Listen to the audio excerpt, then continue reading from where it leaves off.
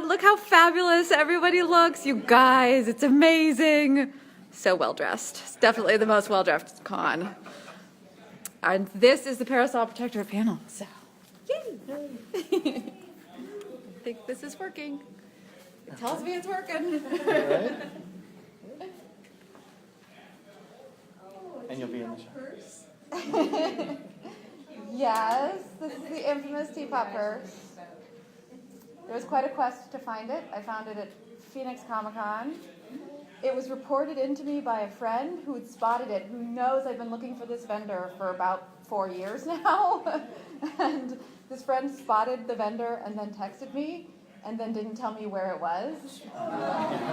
And the text thread after that is an increasingly hysterical Gail. Like, where is it? Where?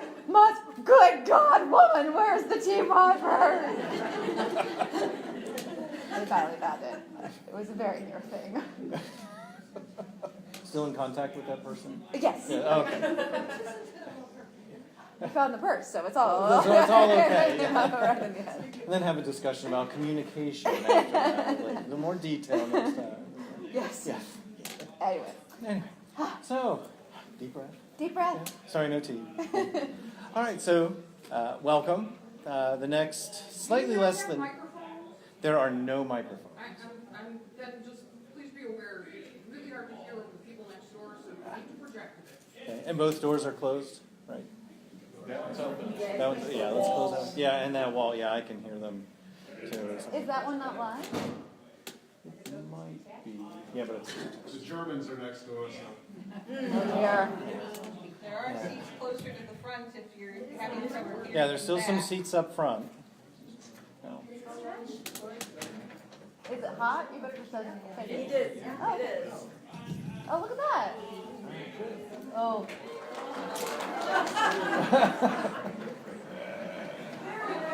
Aww. Yay! Oh, you want to blow your voice for a minute. Oh. You need it a little bit closer. Oh. We'll get friendly. We're very friendly. We've known each other for a very long time. Quite a while. In fact, it was one of your book tours on the first book, Soulless. Really? Yes. Wow. So, yeah, that's how long we've known each other. Wow. So almost a decade. Yes. Yeah. Yeah. You guys, we've been doing this a very long time. Yeah, it was great. So, I guess first, make sure you're in the right panel. We're here for now slightly less than 90 minutes talking about Parasol Protectorate with Gail. Yes. To take all your questions, and so I'll kick it off and want to hear some really good stories. And Yes. so my first story, I guess, leading into this with Soulless was you were on book tour in Washington State, just outside of Seattle, and I had dropped in to listen in, introduce myself, and then talk about doing interviews. And then that same year you came to SteamCon, 2010, so that was later in the year. Yeah. There was a blizzard in Seattle. Yes, Seattle gets blizzards, as it turns out, if I'm there. Right. And then, did you come back? Well, not for a I convention. didn't, that was the only time I made SteamCon. Yes. It might have been its last year or two. No. Yeah? That was a couple more years. So that was year 2, and I went a couple more years. But, yeah. It was a good time, even though we did get snowed in and then in a car crash. Everything was fine. We were fine. Car was fine. Yeah, It was just, Seattle and snow. Like they don't know what to do. Panic. Yeah, we don't. Yeah, there's lots of hills, and we don't get snow very often. But even 1 inch is just a mess. And so that night the convention was over, and a lot of people were thinking, well, should I wait now? Or should I just wait till morning and leave, or should I leave now? And I can't remember if you left that Oh, night. I left in the blizzard the next day. Yeah. Oh, the next day. So Yeah. I left that night because I was local, and I started to see the snow come down, and I thought, I don't need to stick around and leave in the morning, and so I left. But then I heard about your adventures the next day. It was driving exciting. home, and Yeah, we were trying to beat the blizzard to Sespe Pass. For those of you familiar with the West Coast, it's this one pass that they will stop you from using the pass if it gets too snowy. And we were like racing tiny Honda Civic, racing the blizzard to the pass, and we made it. I think we were the last one they allowed over. Oh my gosh. Little putt-putt. We can do it. So conventions in the spring and summer yes. then from now on. Yes. Cool. So has everybody read Parasol Protectorate, all the books? Oh my gosh. Okay, good. So no spoilers. I mean, yeah. Okay, good. 10 years, you guys. You've Yeah. had enough You've time. had enough time. Right. So one of my first questions for you, and we've talked numerous times over the year, when you started with Soulless at least, did you think of that as just like one book, it was going to be one story, or did you already think this is a long story and it's going to be 5 books? Oh, I thought it was going to be a standalone. So when I first wrote Soulless and started to try and sell it, it was shorter than its final iteration, and I wasn't entirely sure which type of publisher would pick it up. I just didn't, because it's so many different kitchen soup items, and steampunk wasn't really a thing that publishers in New York knew about, so I was like, who will buy this? Will it go to urban fantasy or paranormal romance, or I have no idea. So I wrote it what I call bare bones, which is still how I tend to write, which is I am an underwriter, which is very unusual, as it turns out, as I've associated with more and more authors. So most authors tend to overwrite and then they have to cut. I tend to underwrite and then I'll go back in and add a second point of view character, or put in some more ridiculous hijinks or tea or a dress or something. So when I wrote Soulless, I didn't know whether it would sell to basically essentially a romance house or a sci-fi fantasy house, and if it was going to go to romance, I'd put in more sex, and if it went to sci-fi, I'd go back and develop the world some more. And sci-fi was really who was interested in it. Romance was like, we don't understand any of this. We are mystified by everything, including the fact that there are that the heroine and the hero are both alpha personality types. Like we are confused. They've grown up a bit over the years, but we're talking back in the day. Anyway, so I wrote it and then I submitted it, even though it was kind of under length for a novel, and I was like, we'll just see if anyone's interested and go from there. And people were very interested, but everybody who was interested wanted a series from it, and I hadn't even thought of that. I thought maybe it was the prequel to a series about their daughter. So I always had Prudence in my head, even from the very beginning, but they wanted this to be a series. So when I was negotiating the contract, it was a 2-book contract to anyone who was interested. So that is, at that juncture I was like, okay, well I know I'll be dropping threads in. And then by the time I was writing Changeless, I was like, oh, I got a lot to say about this world and these characters. And so Changeless, I was like, blah. There were just, hooks and threads and then the infamous ending to Changeless, which I like to say not only gave me a career, but I can filter my reader base out by Changeless, because I do have romance reader fans, and they hate Changeless because it has a cliffhanger ending on the romance thread. And the sci-fi fantasy fans are like, yeah, 2nd book, cliffhanger, dude. Like, we all grew up with Star Wars, right? Whatever. We expect you to solve it later. But the romance fans are just like, oh, how could you? I actually... So you asked one question and I'm like, oh. Keep going. You just reminded me. I had a letter from a very angry young lady about Changeless, insisting that I change the ending and recall all of the books after it had been published. It was a marked understanding of how the publishing industry doesn't work. Sounds like the hate mail that Arthur Conan Doyle got after he killed off Holmes. Oh yeah, absolutely. But everybody forgave me after Blameless, so it all worked out fine. But, yeah, there were a lot of angry people during it was only 6 months too between Changeless and Blameless, but people were not happy. Those 6 months, mad. I just reminded everybody about the Borg incident between season 3 and 4 of Star Trek: The Next Generation, a summer I personally will never forget, because it was torture. Second part of that, we kicked the Bulls fans out of the TV room. Yes, yeah, no, I'm sorry, Riker said fire, we must know what is going to happen. Yeah. Anyway, and on that note, my geek cred is spread before you. Did you have an agent at that time when you were ready to shop the Soulless around? I am one of the last slush pile finds. So for those of you who know about the sort of brutal side of getting published in the publishing industry, I submitted cold to those few publishing houses who back in the day would just take a whole manuscript. Nobody does anymore, I don't think. Maybe there's a few who do, but it's really unusual.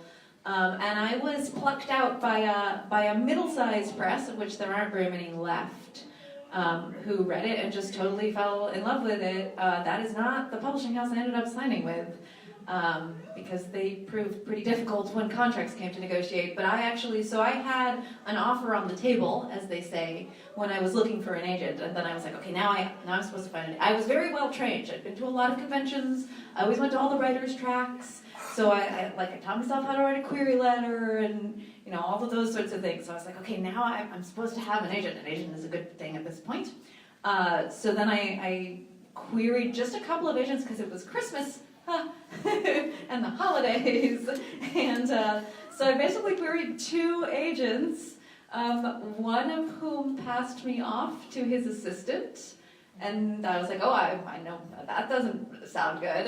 The other one who read the manuscript over the weekend and offered me representation on Monday, that is Kristen Nelson, and 10 years later, she is still my agent. Wow. Yeah, so I have gone through a lot of different publishers and different editors over the years, but my agent and I are like, yeah, I adore her.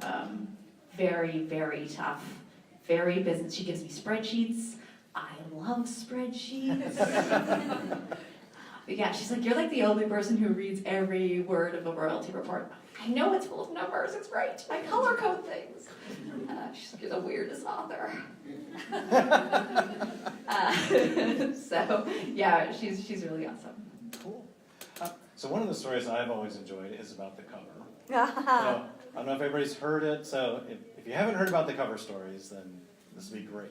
I always enjoy hearing this every time. It's a fun story. So starting with Soulless and how that came about, and then how did it progress through all the books until the end, and the model. All right. Christine. You got it, Donna. So this is a very funny, very kind of typical of the steampunk community story, actually. So this was back in the day of LiveJournal. Anybody? Yay! There's a few. There was a wonderful steam fashion group on LiveJournal. And I just love, this was in the early days back in 2005, 2006 of the steampunk, the second wave, and people were starting to post beautiful costume pictures and also just reposting old Victorian gowns and stuff. And I wouldn't say I was an active contributor, but I was a voracious consumer. I would just haunt that. It was my reason for getting on LiveJournal, really. And so I saw, all right, so you have to picture this. Gail's first Worldcon as a baby author. I'm not yet published. I'm going to Worldcon. It's in Denver. I'm very excited because this is my dream as an author. Is I have this very clear dream. I'm gonna meet my agent and my editor at I thought it would be New York, but it turned out to be Denver, and I would be wearing a black and white skirt. This was very important. And we would sit down and I would get to talk to them about my book. This was my vision. So I got my black and white skirt on. That's a very important part. And I'm going to meet them for drinkies. That's what New York does. They drink.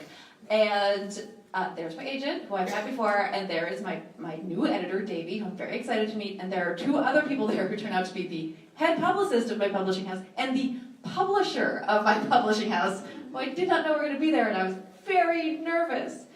We sit down, and we're having drinks, and we're chatting away, and they're like, so this steampunk thing, we know, like, what? They're like, what about, do you have any thoughts on a cover?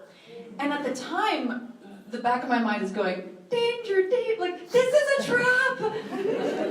Because authors never have anything to do with their covers, ever. It's very wise, because outside of steampunk, you should see what authors wear. They're not aesthetic.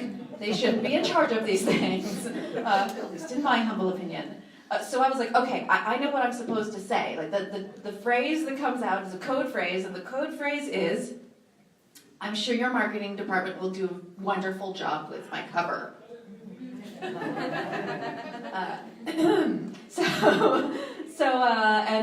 But then I thought, okay. And if I see anything that maybe could contribute to a design board or a mood board, I'll send you on some images. Well, it looks like the recording is working. That was super embarrassing. Nobody calls me except when I'm in a movie or on a panel, apparently. Right. Shall we continue? Where was I? Right, I'm back home. I'm on LiveJournal. I see this amazing image of this woman, and she's kind of in this strangely awkward.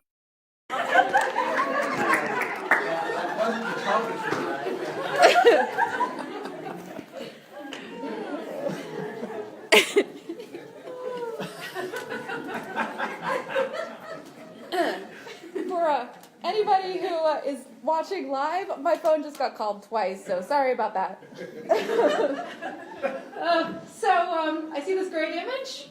I'm very excited about it.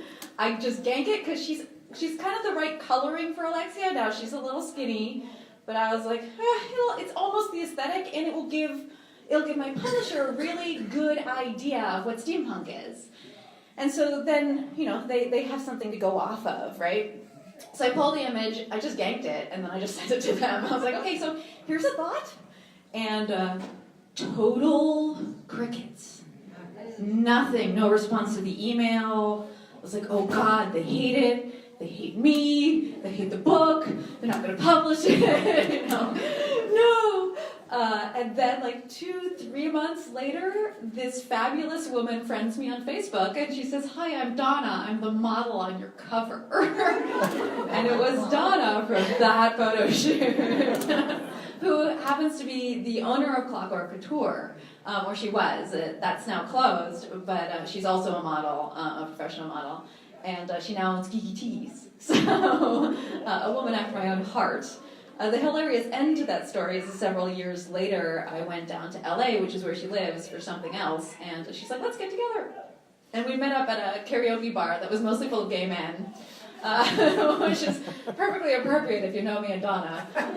It turns out she's about 95 pounds and tiny. I was like, you don't actually look like Alexia at all, do you? But yeah, we've been great friends ever since. And of course, the great secret to all of this is that Donna and I became friends. And then once she was shooting the cover for she was doing the modeling for Heartless and Timeless. And so she called me. She was like, what should I wear? Didn't talk to my publisher. Don't tell my publisher. Called me up. She's like, I was like, oh, well, could you maybe curl your hair this time? Because Alessia has curly hair. And so I actually had designer consult on those last 2 covers. And then she also sent me the pictures. She's like, all right, so pick 10, and I'll send those 10 to your publisher. So I have unprecedented control in some of my cover art, which they still don't know about. Although they might at this juncture. It's been several years. The really cool side effect of that is that when my young adult, so the first cover, Soulless, won various awards, for cover design.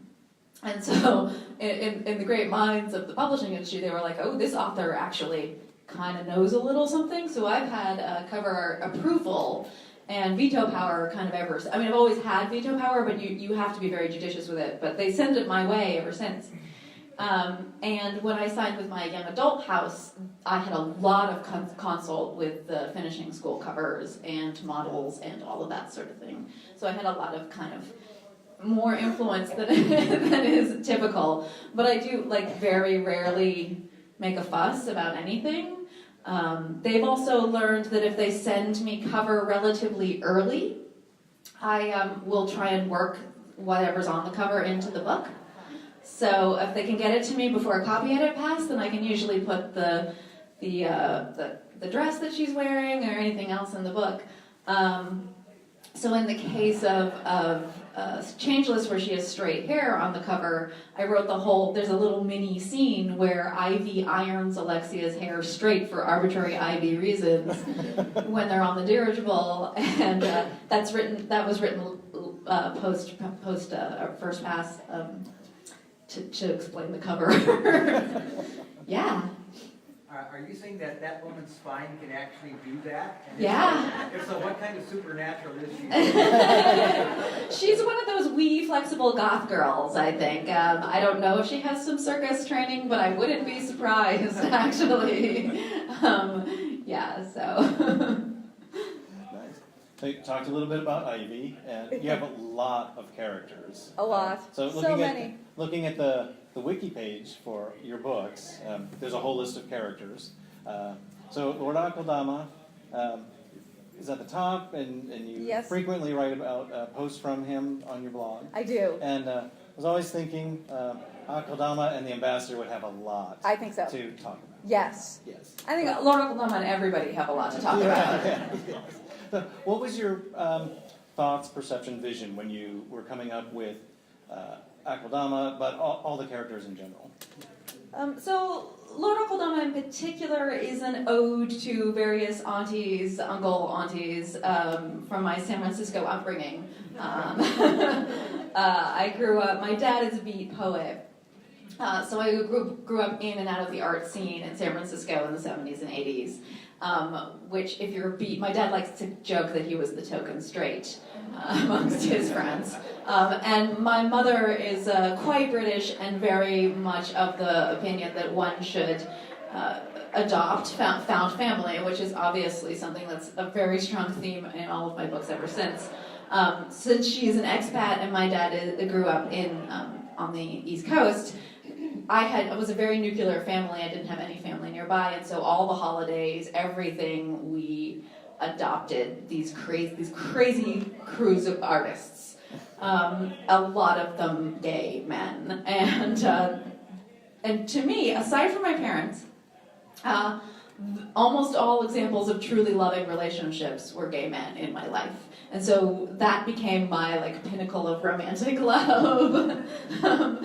And I guess Lord Akeldama is really an ode to that. I wanted to write both a sort of Scarlet Pimpernel and an Oscar Wilde kind of character.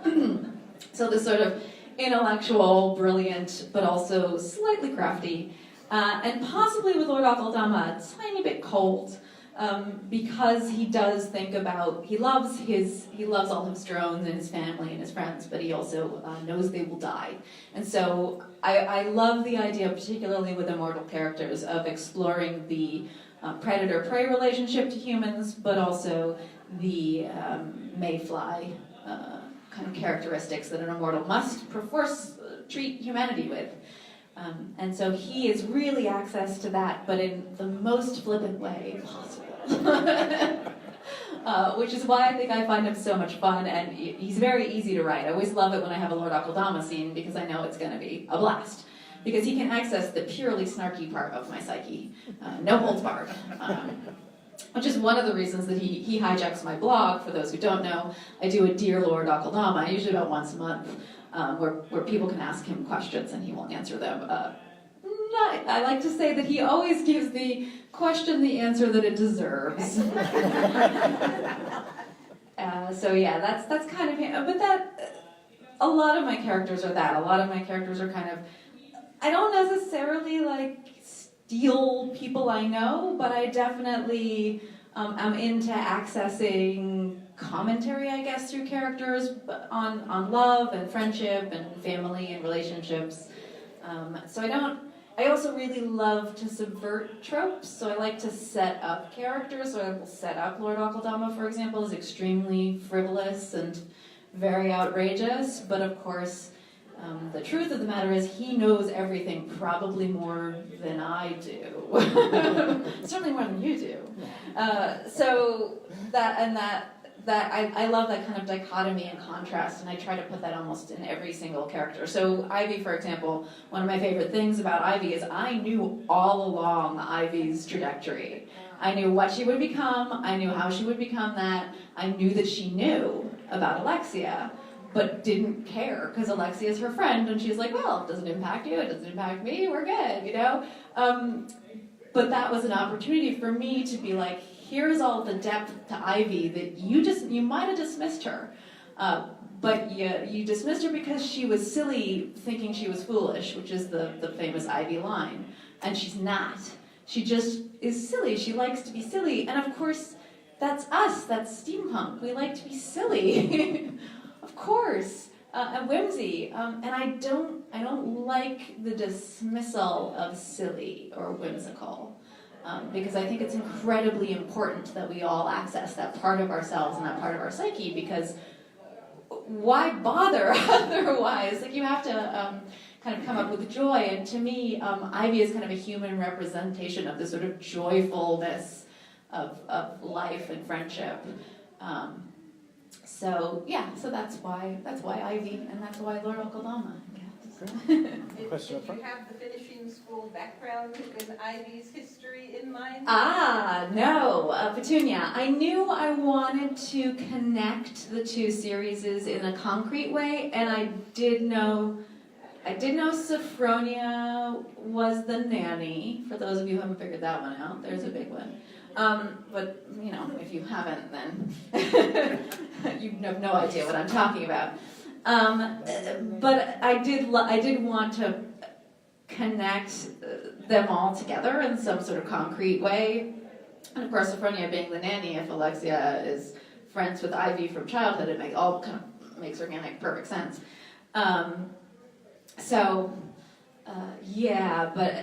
But I did run into a bit of a problem with actually making one of the finishing school girls Ivy's mother, because the ages just didn't work out. I was like, all right, that's not gonna work, which is why it's an older sister instead, because I couldn't make the timing work out properly. I spaced the books 20 years apart because of the ridiculousness of the fashion, but that sometimes generationally gives me a few wiggles, sometimes getting the timing right. You've done some, in the marketing area, did some interesting things with video. How did that Video? come about? And Oh. what was that like? Okay, so you're asking not about like online video that I do, but like the book cover and the music video and. Music video? Okay, there's a you can YouTube Google finishing school music video and it will come up. Lord Akeldama sings a music video for the finishing school. It's great. And then the Blameless cover art video is also, it went kind of modestly viral when it was released. So I'll talk about that one first, because ostensibly we're here to talk about the Parasol Protectorate. So that's that one. That was my art. I think that's Lauren Palapino, who's my art designer and has been for most of my books. She was working on the cover of Blameless, which is Alexia in Paris. So there's a cityscape behind it. And she just did a time-lapse video of her manipulating all of the different elements to put together essentially a steampunk photo cover. And they got some really cute music for the background. About halfway through that cover, they sent it to me for a quick approval. And I said, I don't do this often, guys, but I hate to tell you, the Eiffel Tower doesn't exist. Didn't exist during the 1870s and doesn't exist in my universe because no telegraph. Because there's a theory of communication instead. So I was like, so there's a thing in the middle of the music video where there's a big oops, and then they take out the Eiffel Tower. So that's really cute. And that was just, I think it's sort of the early days of, so people are starting to put together their own cover art. People are starting to understand more about what carpeting art and marketing means. And so that video hit, and it's just a cute little snappy musical thing, and people just shared it everywhere, and it went all over. It was on the big screen at the London Book Fair that year. People just love that video. So that was just orbit. They were just really smart about that. I was delighted, totally unexpected. The music video for the finishing school books, which came out with Changeless, Curses and Conspiracies, which is the second one. That one, they just came to me with the idea. They're super experimental with those books. They did a Tumblr, which I'm one of the few authors of like my age and demographic who really loves and is still around on Tumblr, and it was entirely their idea to do Tumblr. I have a lot of fans on Tumblr.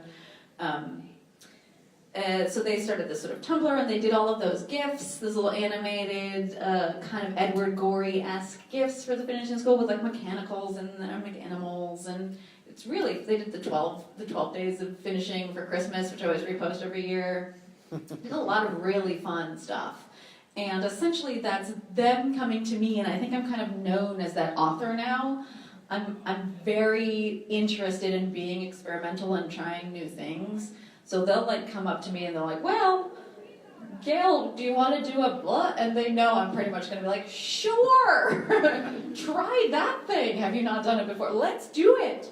And so that was the music video as well. They're like, we'd like to do a music video. I was like, sounds like a lot of money, but sure. Like, and I think part of that is because I am online all the time. I'm always doing stuff online.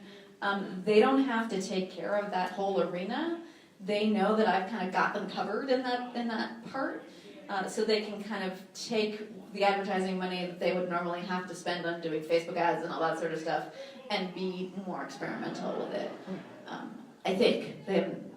God forbid they tell me that kind of thing. I can't know that, but that's my suspicion. Because I have noticed that they'll roll something out with me and then start doing it with other authors. Or they'll do something like the music video, which was great and a lot of fun, but I don't think it was actually that successful in terms of broadening interest in the books. And then That's actually how I discovered you. well, there you go! You're my success story! And that was like, okay, Bill's like, Hooray! Well, good. You're my proof in the pudding. all that money to get the one new The one, there's one like on the video. Oh no, it did get, but it didn't have nowhere near the success that the Blameless cover art one did. So yeah, and they didn't do it again. So that's always my assumption: is if it had worked, they would have done more, and so therefore it mustn't worked that well. Okay, case study one, very special. Yeah. All right. Actually, talking about marketing, you were on book tours. I was. For all the books, I think. No. It was at least Soulless. Almost all of them. It was all. I can't remember which one I skipped. Maybe Heartless. I skipped one, and I went to Europe and did a tour there instead, which was fun, but not a good idea. Turns out that's a lot of work. And then Imprudence was my last book tour, and I actually turned around to both my agent, and I was like halfway through the tour, and I called my agent up, and it's always halfway through the tour, and I was like, could we never do this again? And I was like, I know I say that every time I do a book tour, but I need you to remember how much I don't want to do this again, because I get optimistic the next year rolls around. I really don't want to do this again. And Imprudence was the first of my books that didn't hit the New York Times, and everybody was mad at me. And then I turned around and was like, okay, so that's an excuse not to do a book tour, right? It didn't work. And so I haven't done one since. And this, like, meeting people is 100% fantastic on a book tour, but everything else is just awful. It's 10 cities in 10 days. And they release me in the summer, so it's summer traveling 10 cities in 10 days, which I will take business travelers any day of the week over families on vacation. Yeah, that was I have horror stories from that tour, which are not suitable for public consumption. So I won't. But yeah, so that is why I don't book tour anymore. If you ever want to know, I just was like, I would rather just do this. I'd rather do conventions. I feel like I get more of a chance to know people. I spend a little more time in one place. And yeah, so saying no to book tours, and also I also cut back on how many events I do every year the last couple of years.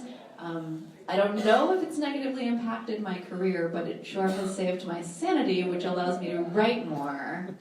So I decided that was a win. All right. There's a lot of outlets that you're in, and I guess ways that people can reach you, the Facebook and the blog and all kinds of things. What kind of feedback and interaction do you have with all your readers on a daily, weekly, monthly basis?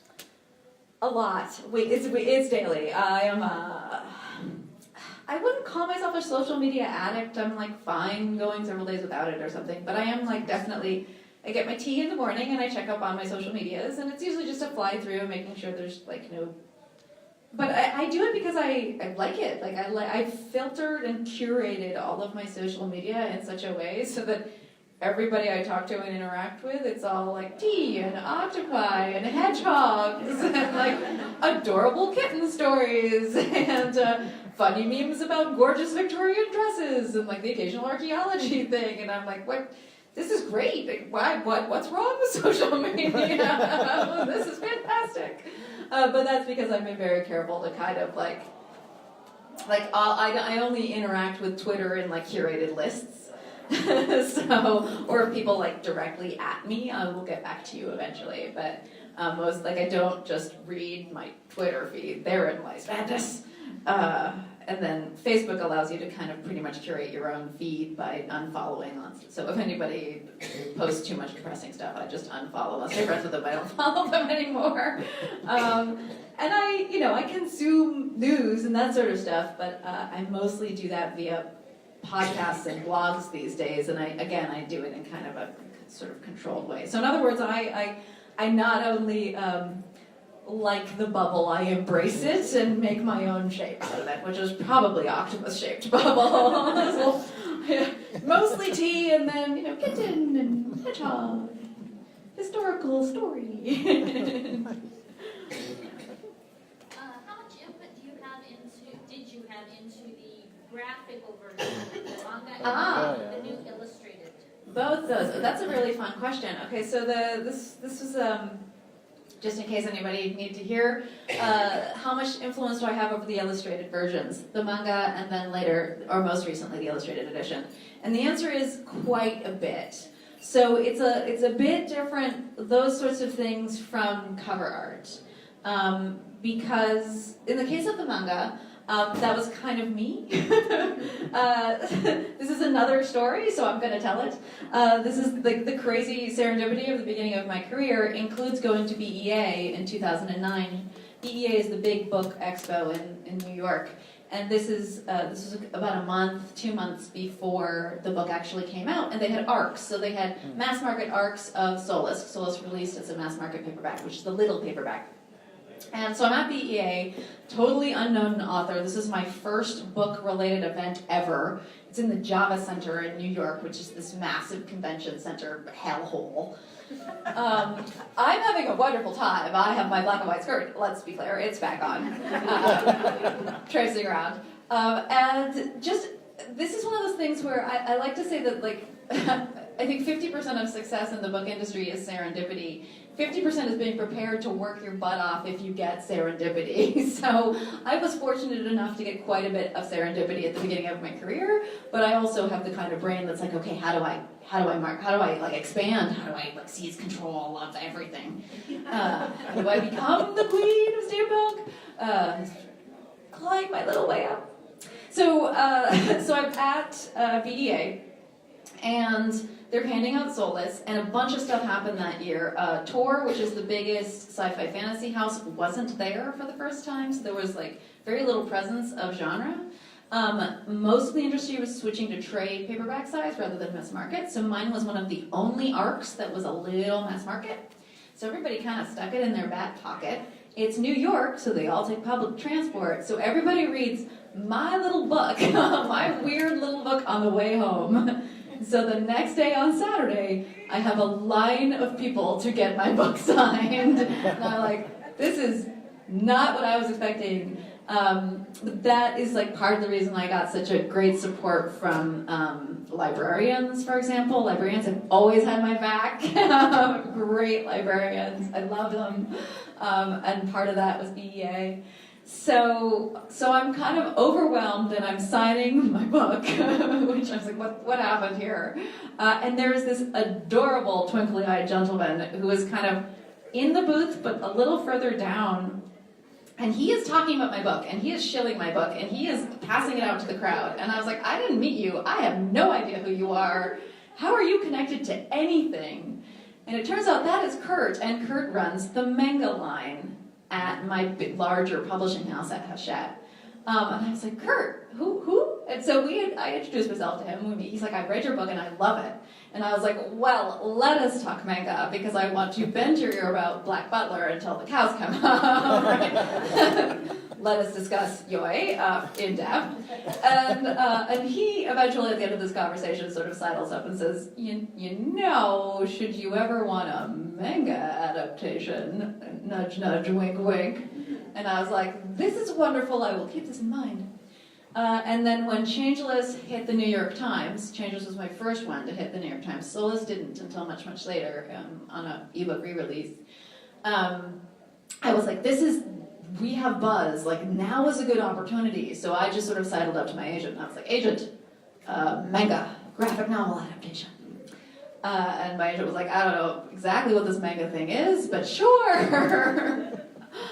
So we made this deal with Kurt, and it was peanuts. It was not a lot of money, but I was mostly just really excited to see art, like, of my book. And I like manga, so I knew what to expect. I knew they would look younger. I knew everything about, like, the style, so they didn't have to, hold the author's hand and coach them what to expect. I was like, I'm on board with this whole thing. And so basically the way the manga worked is they sent me every chapter. It was drawn and translated, and so I looked over all of the text of each chapter and all of the images. And again, like with cover art, I almost never objected or said boo to a goose about any aspect of it. Because I'm a great believer that, like, if you want my authentic book, you read the book. If you want an artist's interpretation, that's what the manga is for, right? It's her interpretation of my words. So I don't want to be precious about it. So I had two objections. There is a food scene when they're all sitting down at a table, but they're guests at somebody else's house. And Lord Macon was at the head of the table. And I was like, you can't do that. Sorry. And then at the very end scene of the first book, when they're in the carriage and he's taking off her corset, the laces were being unlaced from the bottom. I got you. Sorry, you got it. Those are the two that she had to redraw. That was pretty much it. Otherwise, she did a great job. So that was the manga. And then the illustrated edition was, I battled real hard to try and get a coloring book. But they just couldn't get it together. And so I was like digging in my heels. There's a lot of contract stuff that went on for the final two Custard Protocol books, because I kind of ran out of things to give, shall we say. And I was like, I will fight my corner for various things, and various things kept falling through, and one of the corners I wanted to fight for was an illustrated, a coloring book, and they eventually were just like, we can't. And so I said, okay, how about an illustrated special edition, sort of a compromise. And so they sent me a couple of authors for approval, and then we settled on Jessime, who does these sort of Edward Gorey-like. And I was like, could you back away from a lot of dark space so that, like, if someone wants to color them in, they could. That's kind of our compromise. And you can. They're like, like when I was approving those, I was like making sure that they would be fun to color in if you wanted to, like, copy them or just do them in the book itself. So that's how that one came to be. But again, I saw each image. So I saw the bigger images. There's a lot of smaller images in the chapter headings in front. I didn't see any of those, but I did see the big ones, I got to say. And I was fussy in a couple of instances, way more with her than with, because there were just some where I was like, that bit is awkward, I'm not happy, so I was fussier about it for some reason. Maybe I was just feeling tetchy at the time. Let's round it out with the audiobooks. Oh, the audiobooks. Other than the early ones having Lord Akeldama. Akeldama, yeah. Did you get any input on those, or? So, Recorded Books came to me with Emily Gray. So Recorded Books did the first three. I really loved her voice, so I feel, they just said, here, we've chosen her. Like, if you hate her, maybe we'll think about it. And I was like, no, I think she's wonderful. Like, she's this lovely, round, Barbara Rosenblat is a narrator who I grew up with as a kid, who has this lovely, what I consider kind of a very comforting, sort of grandma at tea kind of voice, and I feel like Emily is a little bit like that. I really love her voice. So I thought she was perfect. They did not ask me how to pronounce anything, which is why the Lord, again, I'm not precious as a general rule, and I tend to figure if she's actually British, she probably knows how to pronounce everything better than I do. But I did always know that Lord Akeldama would be Dama to Prudence, because it's D-A-M-A, it's dad and mother as a combined word. So I always knew that was going to happen, and it was important to me. So when they did finally decide they should ask me, it was the Scottish names that did it in Changeless. And then I was like, well, we're at it. And it was, I don't listen to my own audiobooks because I find it pretty intolerable, actually, to hear someone else read my words. Not to say that I would do it myself. I think you need a professional for audiobooks. But it just weirds me out. I don't know why. I just see nothing but imperfections. It's always the way. You should see Solus. Solus sits on my shelf in a first edition form, full of those little post-it note things, of all the things that I wish I could correct, even though it's been published for 10 years. So People do second editions now. yeah, but I did it. It's out there. Move on. It's like those painting masters who would go after the painting has been hung in the museum and try and touch it up. Like, better just work on the next one. So they came to me for the Scottish names, and I basically said, well, we're at it. Could we go to Akeldama at this juncture? I'm sorry. And then she's re-recorded them since then, so I think it's now been fixed in Solus, because what happened is Recorded Books had the rights to the audio files, and then Hachette, when that contract lapsed, instead of just buying those files, it's actually easier, the publishing industry, to just get the narrator to re-record them all. So she had to do all 3 of the first books again. Oh, is that why they changed? There was a brief hiatus, yes. There was a moment I of have the old versions, and I'm like, should I download this new version and lose the old one? Or It's the same reader. It's if you want Solus with Lord Akeldama's name pronounced, you can now do that if you want. So that's them, and then they came to me with 4 different narrators for the finishing school books, and I got to help decide. Fortunately, everybody liked Moira best, without question, which very rarely happens in the publishing world. So editor, agent, me, marketing team, we all liked Moira. So yeah, and then they just used Moira again for the Custard Protocol. I love her, but I probably would have asked for a new narrator just because I like a break of voice. But they apparently have a fun time working with her. She's easy to work with, which is a big deal. So I was like, and she's a great reader, so we'll keep it up. But there's very little communication between like different narrators across series when there's shared characters or anything. And like I said, they don't ask me for like a dossier on voices. So the fact that like Biffy suddenly has a Spanish accent, like. I always am like, you know what, it's a different POV character, maybe she hears something different in his voice than, Alexia's pretty oblivious to everything, so maybe Alexia just never noticed. Rue's been trained by Lord Akeldama, so maybe she's like, she hears things a little differently. But yeah, so when I am working with the independent books that I do all of the production and everything myself, then I have a great deal more control. So I pick the narrator. I specifically go in looking for various things when I'm picking a narrator, including comfort level with the accents that I'm asking of them. So Emma is one of my favorite narrators, Emma Newman. She did How to Marry a Werewolf and Poison or Protect, but she is not comfortable with a Scottish accent. So she asked she did, Romancing the Inventor and How to Marry, but she didn't want to do Poison or Protect because the hero is Scottish, and she was like, I'm just not comfortable with a Scottish accent. So I used Suzanne for that. So I kind of have a little team now, and if they have space in their time slot, I kind of go to whichever voice works for it. And they'll talk to me, and they'll also send me voice samples, so they're like, does this sound about right for this character? So there's way more approval with them, which is fun. Nice. Okay. Oh, great. Has there ever been any talk of maybe going film-wise? The film option question. So the Parasol Protectorate series was optioned for 6 years, I think. They optioned it, but they couldn't get any traction. They had a writer on board, but he just wouldn't finish a script, and It kind of just sort of fell apart. That is so common with Hollywood. So I have a new film agent who I really like, and she's off sort of shopping things around, and we'll see.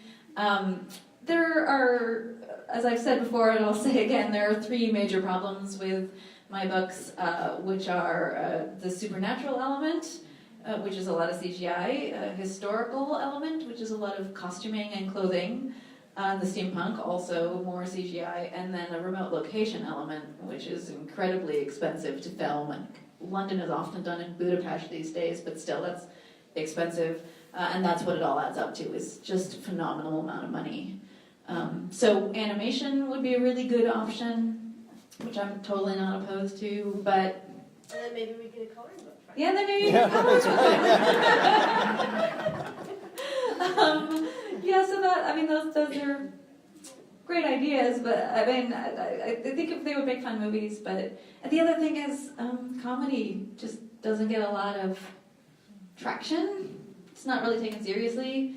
So, you know, what comedy tends to go on to the big screen in particular tends to be lighter and cheaper to make, you know, like either the Hallmark Channel kind of style of comedy or, you know, kind of romantic comedies, contemporary romantic comedies.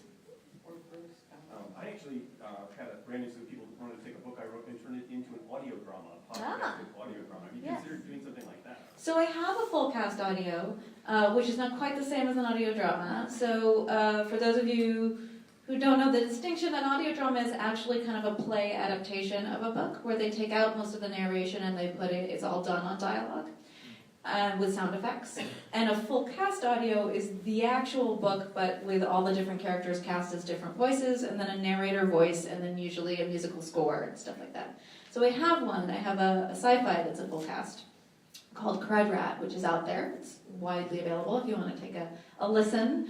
And I was approached at some point for an audio drama, and I'm thinking, personally, what I grew up with was like The Hobbit and The Lord of the Rings were both dramatized, and then of course just The Hitchhiker's Guide to the Galaxy.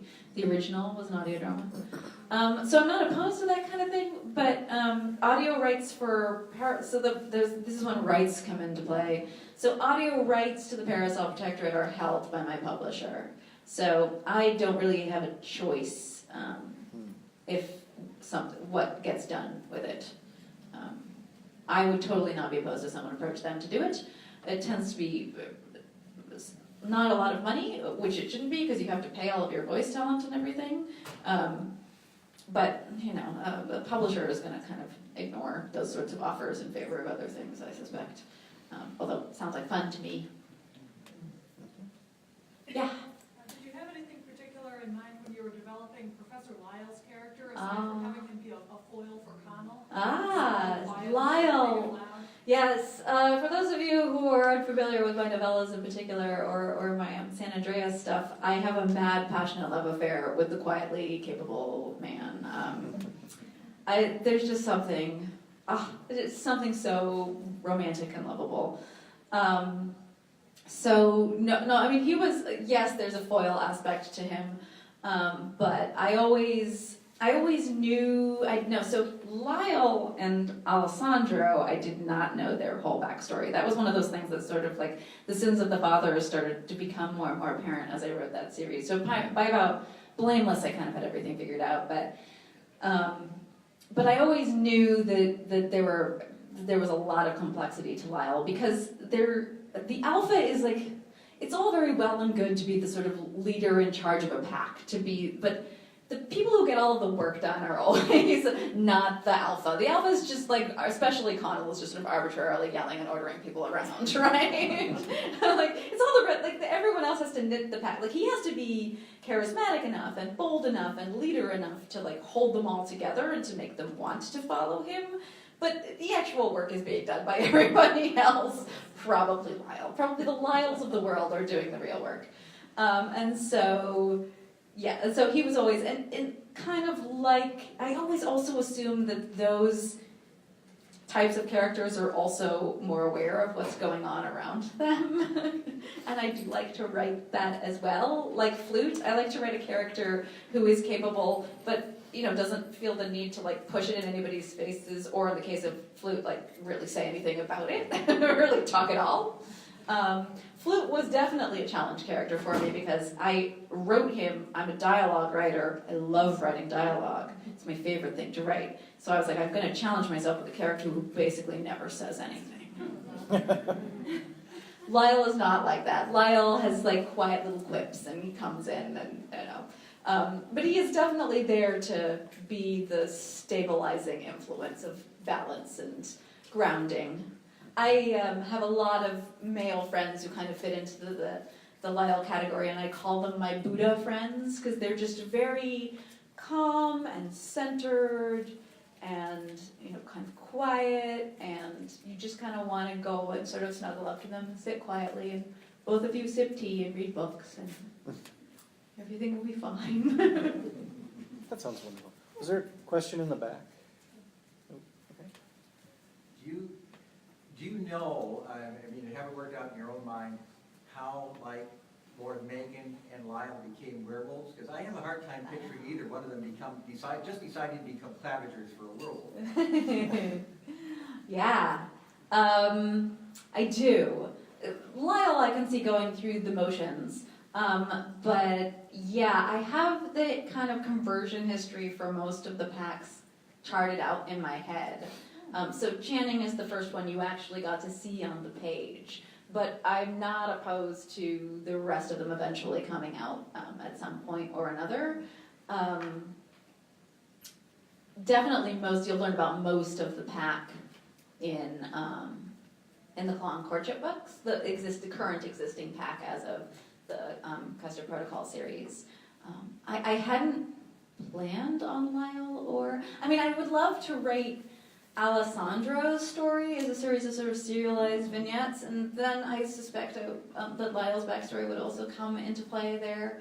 I hadn't planned on Connell, but I don't rule it out. But yes, to answer your question, I do kind of know most of them. In the back? Sorry. Most characters are probably a part of your personality. Which one do you identify with the most? This is one of those. It depends on the day and the time of day. And so generally speaking, it's my main characters. But my main characters, for me, represent different points of my history psychologically. So Sophronia is high school, and she's very similar to kind of how I was in high school, only caricatured and exaggerated a bit for comedic effect. Alexia is definitely kind of how I was in my 30s, and Prudence is the college years. This sort of like wild and crazy, like let's do the thing, let's get in the car and drive somewhere. Can't hurt. Might run out of gas, but that'll be an adventure too. So that's, but there are definitely, so Lord Akeldama is my subconscious without question. He's like kind of like my narrator subconscious without question, and also the puppet master of like everything. And then I also identify very strongly with Madame LeFou, because of my scientist training and, lots of, there's a lot of reasons for Madame LeFou. So I would say them. But, yeah, there's bits of every part of me in all of my characters. There has to be, even the bad ones, especially the bad ones. Gotta let it out somehow. Do you think you'll ever do more of Lord Akeldama's backstory, or little novels of snippets of time in his life? You get little bits. I will say that Reticence is done and handed in now. Yay! And there is a whopper of a Lord Akeldama reveal in You Thought You Knew. Very excited about that. So, So that's good things are coming next August. I know, I'm sorry. I'm sorry. I was late. It's probably supposed to say it's coming out next week. We just I will say that the Chirrup, for those of you who belong, you get the cover art in the next. Yeah, it's a cover reveal coming in the Chirrup. It's good. I'm really excited about it. Yeah. I think one of the best named things I've ever seen in the book Bumper Snoot. Bumper I Snoot. was just wondering, was he just instantly Bumper Snoot? It was instantly, yeah. Did you think of like a whole bunch of other names? No, Bumper Snoot, that's the name, or? Well, I've loved the word bumbershoot since I first heard it, which is a British euphemism for an umbrella, specifically an umbrella that you press the button and it goes back. And then I was like, well, snoot, like a big long, or the Dachshunds have, and I was like, well, yeah, bumbershoot works perfectly. Yeah, it was mostly sort of that, like quick and spontaneous. Some of my names are like that, and I don't have a choice. A lot of them have hidden meanings in them. If the character doesn't give me a choice with the first name, then I will put a hidden meaning usually for the last name, because I can't help it. I have to be clever. Well, How we have time? Can I have two questions? yeah, sure. Plenty. Have you done much travel to London or like research into that for your settings and things like that? So my mom is an expat, and I have dual citizenship. And my parents solved the problem of no family around and by convincing my grandparents in England that I should go there a lot. Every summer, in fact. Most summers, at least. So by that point, they're Londoners, but by that point, my grandparents lived in Devon. And so I started flying by myself across the Atlantic at age 8. Those in the days where you like dumped the child with like a name tag on and it was fine. Grandma met me at the other. I was like, whatever. I was already like one of those weird only kids that you can just leave alone with a book for days. My mom like taught me how to swim and cook. She's like, we're done here. You're good. Sure. Give me a book and we'll be like, where's the library? Where's the library? Okay, we're good. So yeah, I spent a lot of time in England. The voice that you hear for the narrator voice is my mother. She used to read to me out loud until I got too frustrated and then started reading myself. So yeah, and she still hasn't lost her accent. She's been an expat for years. Hasn't lost it. Gets very upset if someone thinks she's Australian. Very upset. So I went to the south of England quite a bit in the summers, and then I did a master's degree in the north of England at some point, my 20s, I guess it was. So lots of the UK. Yeah, and I'm a mad collector of Baedekers, which are Victorian travel guides. So I like to collect them as early as you can possibly get them. And so all of the sort of street names and everything, and all of the demographics that appear, including about other countries that they travel to, are all taken from Victorian travel guides from the time period, which occasioned an author's note in Prudence, in one of the Custard Protocol books, because I use the spelling of cartoon that the Victorians spelled. And so I had to I don't want people to get mad and file typo reports on this. So I put a little author note in the back that says, no, this is what they thought. I looked at the 1895 travel guide for the area, I promise. Well, talking about your masters, how much does your archaeology background and experience play into your books and research and things that you want to include in the stories? Well, most of the sites that they visit are mine, or ones that I went to. I mean, I wasn't the lead, but places that I went. So the Etruscan site in Blameless, the tombs is sort of an amalgam of a couple places I worked on as an undergrad. And then I did a lot of, we never got to Raqqa. Raqqa in Syria was one of my, I haven't been there. But I've always been madly in love with Middle Kingdom Egypt, so that's why Egypt is always turning up. I worked at the Rosicrucian Egyptian Museum in San Jose for several years. It turns out I'm a ceramicist, it's my specialty. It turns out Egyptian ceramics very boring, very unchanging for 2,000 years. So sadly, I did not end up doing any work there. But and then the custard.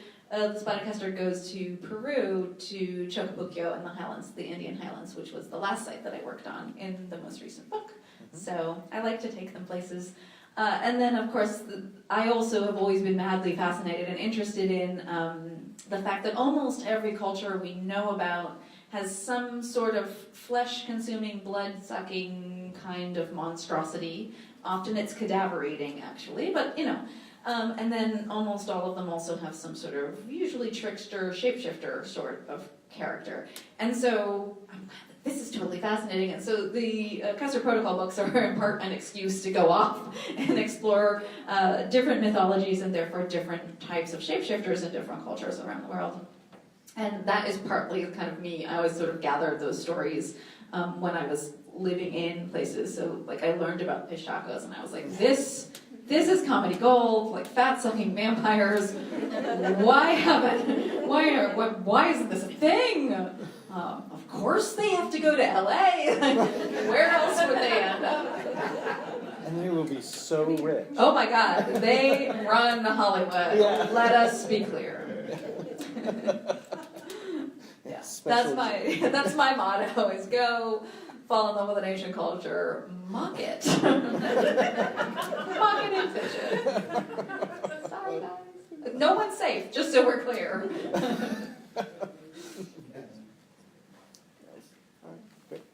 If you could be any kind of were animal. This is the thing, is I deeply suspect I'm actually a vampire. Like, I have vampiric tendencies. I like to be up at night. I wouldn't flinch about sucking somebody's blood through their neck, and I like fashion. But I love the idea of shifting shape. Like, that's way more appealing to me. But I would go to the world of the San Andreas shifters for this because it's mermaid. Like, I'm a real water baby, and the idea of like gills and a fishtail and like just being able to go and be under the water and away from the world for, dude, come on. That is where it's at. My entrance essay, I had a scholarship to my high school, and my essay for that was how much I wanted gills. Like, other people are like, flying, invisibility, you know what? I'm like, dude, I know Aquaman, but come on, Aquaman! I don't want to just be under the waves. Yeah. So, I know it's a weird one to pick, but that's my choice. Nice. Although, to be fair, werecat would be kind of fun, you know? Just lie around in sunbeams and try and fit into very big boxes. Primrose is always like, get out of the boxes, woman! Cannot leave Tetrite alone with my hot boxes.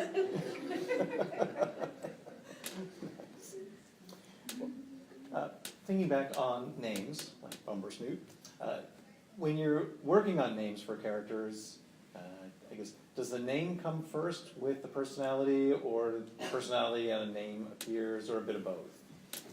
Usually, that is really, it's usually, I feel like usually it's a bit of both. So,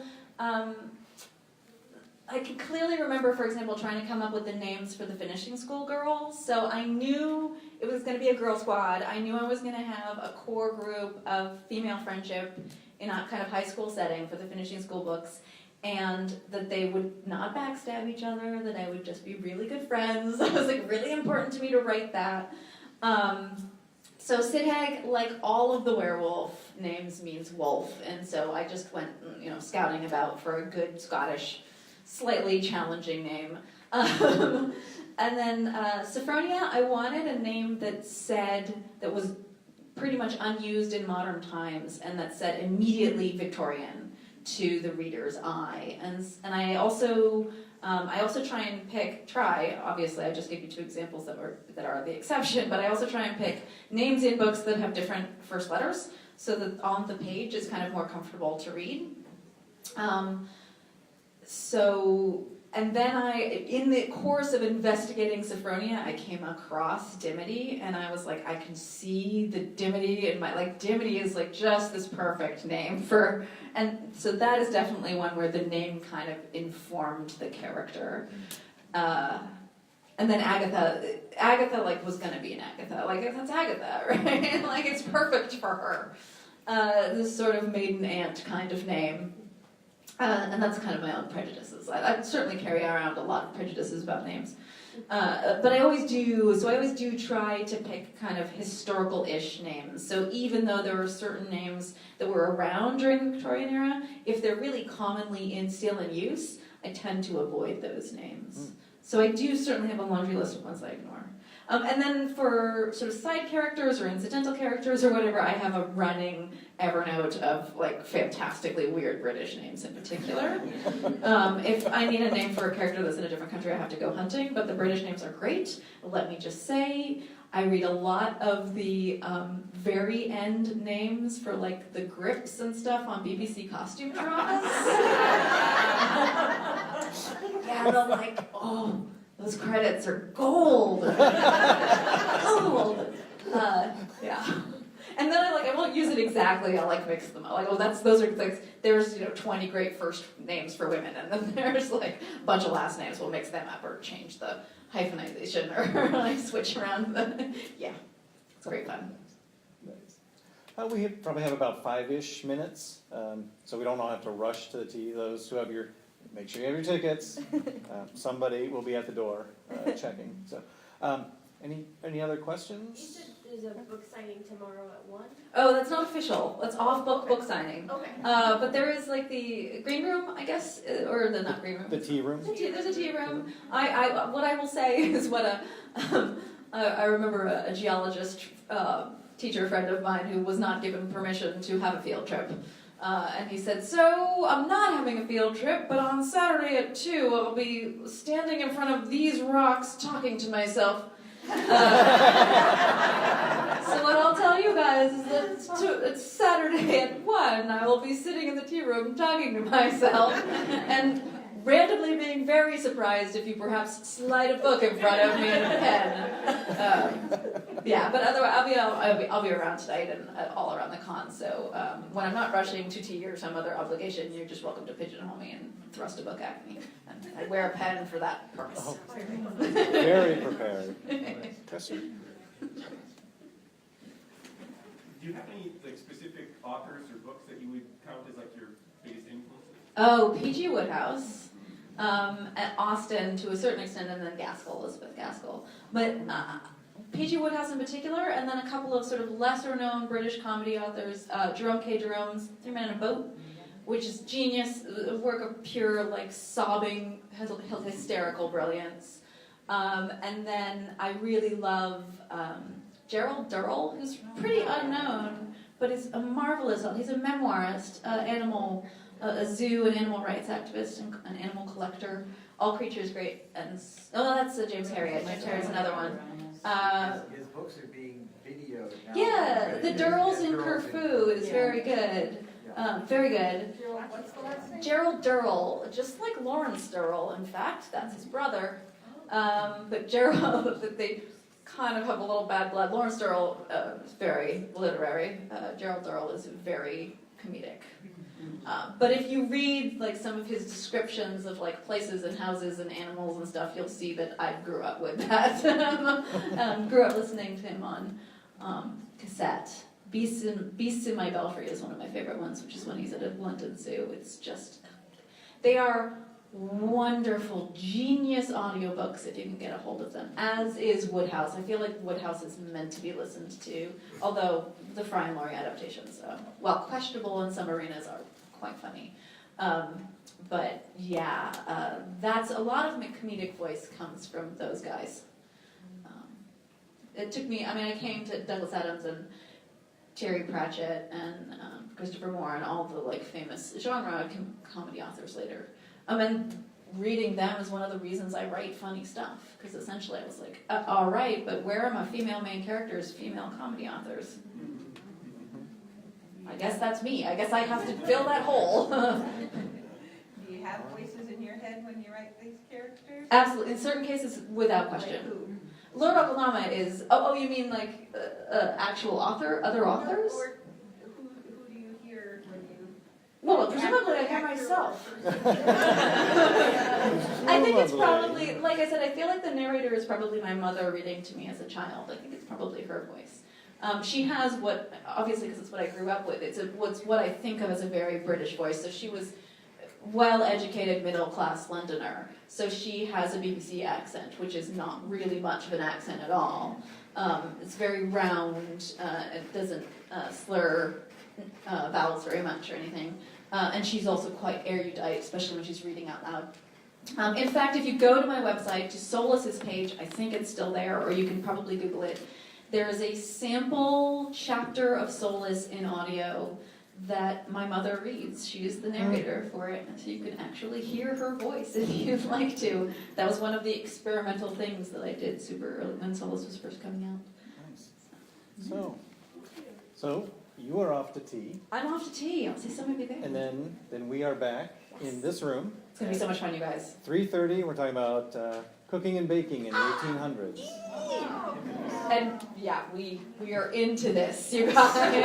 Very much. Thank you, everybody, for coming. Thank you.